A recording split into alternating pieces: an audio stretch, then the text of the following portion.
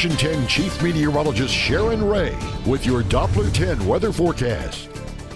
Well, check out this picture from space. NASA Spitzer Space telescopes captured these images of this Whirlpool galaxy representing different wavelengths of light. Now, the Whirlpool galaxy is actually two galaxies on top of each other. They pull on each other, causing distortion through gravity.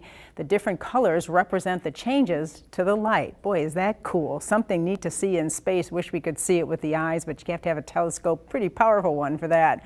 Back it down to Earth, we are going to talk about drought and rain amounts, and the new drought monitor came out today, and it does show this expanding drought in our western counties. This was the beginning of the month in early June. We were doing pretty good, but we haven't had enough rain, and it continues to expand. This was last week's drought monitor I showed you, and this tan representing that moderate drought engulfing Duval County. And today that has actually worsened. On today's drought monitor, they're showing it into a severe drought right in the center of the county there. Now, we've had much less rainfall inland than we've had at the coast over the month of June. The coast has been doing pretty good as those showers have been kind of running along here, but inland we could use some rain. What are the rain amounts looking like in Corpus Christi? Well, at the airport for the month, we're down a bit. We're down 0.4 of an inch, and for the year, that continues to drop as well. We're 2 inches below average for the yearly total.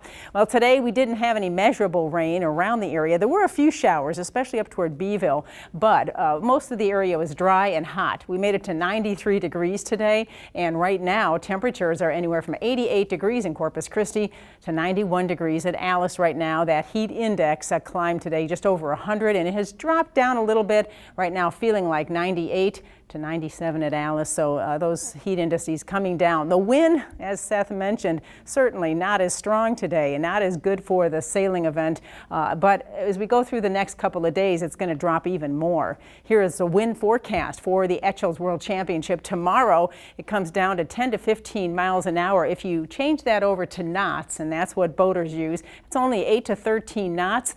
For Saturday, look how low that is, 5 to 10 knot winds. Those boats are going to have trouble moving out there Saturday. At least, though, the weather conditions are decent. We're going to have pretty quiet weather out there and lower waves as well. If you wonder what the difference is between a knot and a mile per hour, well, a knot is a little bit more. In fact, 1 knot is equal to just a little more than a mile per hour. All right, so for tonight, we're looking at temperatures tonight dipping into the upper 70s to near 80 for lows. A nice quiet night across the area. Tomorrow, can't rule out a stray shower, kind of like we had today, but most of the area is dry, mostly sunny and hot and humid tomorrow.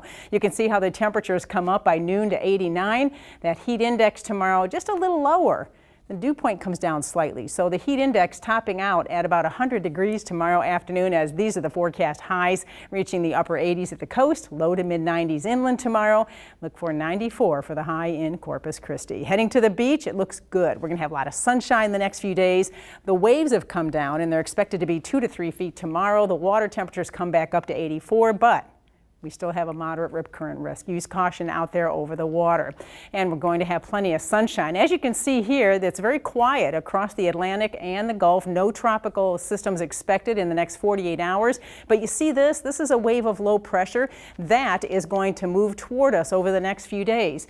And as that low moves over the area early next week, we've got a good chance of getting some rain. And it looks like the best chance is going to be right around Tuesday and Wednesday. 4th of July, I'm still watching that closely. I know many of you have plans for next weekend for the holiday. That low may start to lift back to the north by the 4th and help take those rain chances down a bit. But before that, we should get some numerous showers and thunderstorms. Best chance is Tuesday and Wednesday, although we can't rule out a few Sunday and even into Monday. All right, here is the weekend forecast then. It looks pretty good this weekend. Again, a lot of sunshine, very light winds all weekend long, and we have that slight thunderstorm chance Sunday. Here's the 7-day forecast. It's brought to you by AutoNation Super Zero event. Get new cars and trucks with absolutely zero due at signing. Visit AutoNation.com. So the temperatures, well, they're pretty hot all the way through Saturday, but they start coming down as that area of low pressure comes in. Temperatures drop a little bit and the rain chances ramp up.